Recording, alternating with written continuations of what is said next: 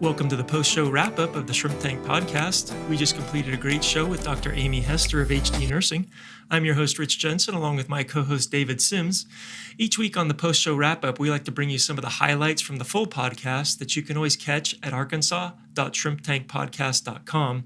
It's a really fascinating podcast we just had with Amy. A lot of good laughs, too. If you're in healthcare at all, you'll definitely want to listen. And in particular, if you're trying to do a startup in healthcare, you'll definitely want to listen because not only is she brilliant on the science end of things, she's a pretty brilliant businesswoman as well. Yeah, we learned absolutely. that. Yeah. We begged her to opportunity to invest, but she shut us down. She shut us down real we'll quick. We'll get her back on the next show. So, Amy, one of the things you mentioned on the podcast is that early on, you and your co-founder of the company, Dees Davis, saw a need and realized there's intellectual property around this, and we've got to start there. Share with our viewers about how that shaped the formation of this company and the protection of intellectual property. Yeah, so part of the thing that's important to have as a company, and part of the thing that really attracts investors, is what intellectual property or trade secret you have, what sets you apart, what puts you ahead of your competitors, those sorts of things. And so one of the things that I had seen in healthcare was someone would publish something. It wouldn't necessarily be trademarked or copyrighted or anything. And then what happens in healthcare is people take parts and pieces of that and they bastardize it and they use it in a different way that wasn't intended. And they never measure the human impact of that. And so in healthcare, you have to be careful because you have to be sure that as you're helping patients that you're not hurting some of them along the way. And so that's why you have governances with the Institutional Review Board and ethics committees and those sorts of things. And that's really, really important in healthcare.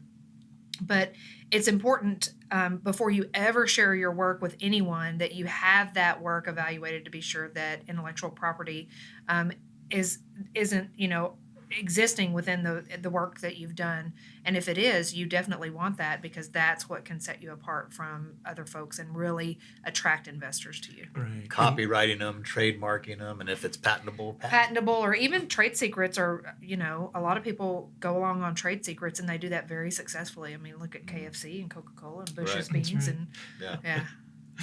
You also mentioned something that I found fascinating. You were talking about the need for emotional intelligence very early on, like in particular with you and Dees, as you sat down and you talked about equity and formation and even some of the things you failed to realize early on. Tell our listeners a little bit more about what you meant by that and what you guys had to go through. Yeah, so it's really about being transparent and open and honest in the conversation. And conversations around equity and formation are very easy when your company's not worth anything because no one's losing anything. But when you get along the way, if you build up and you've got some worth in your company, those conversations become sticky, uncomfortable. You get in the weeds very quickly. Money changes people, and you have to be careful about that. So that's just, you have to be honest with that from the very beginning. And if you are, it can really impact your journey in a positive way. If you aren't and you ignore those conversations, or you're finding yourself now being uncomfortable with having those conversations, you really need to second guess whether you're the right person to take that company forward. Because if you're not comfortable having those conversations early on in the beginning, you're not going to be a good leader later on when it's harder and you're really talking about people with skin in the game. We've talked about having Amy back on, and I think that's something I'd like to explore more because I think it's something that's completely neglected. Because most startups, they have great dreams, but down deep, they probably think, it might not ever go anywhere. So sure, let's give away parts of the company and do all this. Yeah, exactly. Yeah, we definitely have to have you back on the show. You promise to do that? I promise. Yes, all right, good. So one final thing is you talked about on the podcast how once you realize, okay, we've verified, we've validated, we've figured out that this is something that hospitals need. Now, I'm not so sure I feel comfortable selling it. And then once you got past that, how do I actually figure out we can actually monetize it? Share with our viewers that process that you went through. Right. So that was a lot of sleepless nights, long conversations of figuring out how do you monetize what we do. We knew that other people monetize things in healthcare all the time, obviously. I mean, drug companies don't give away their drugs for free, they're very expensive.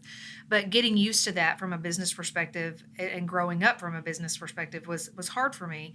And figuring out how do you put a price tag on all of this work and effort and energy in a way that makes it affordable for the hospital, but still gives us enough recurring revenue to get, to fund the future research and development that we want. Right. And time needs to be given to that and thought needs to be given to that. It's a very important part of the process. That's great. Right.